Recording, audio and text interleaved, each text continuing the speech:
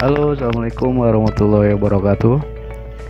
Kembali lagi bersama saya, tukang decal. Oke, kali ini saya akan memberikan tutorial cara pemasangan water decal motif Diablo yang saya akan pasangkan ke helm KYT DJ Maru. Baik, langsung saja kita simak tutorialnya. Ini dia.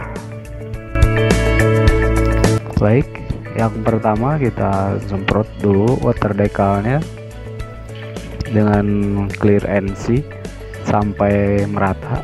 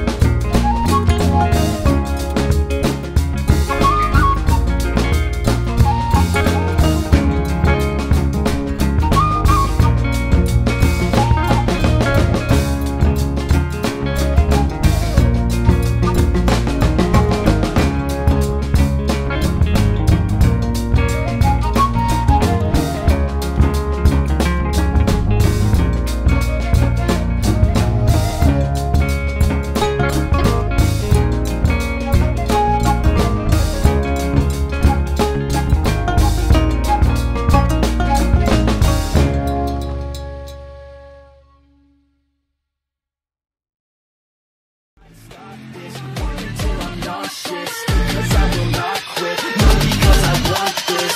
Don't try to stop me now.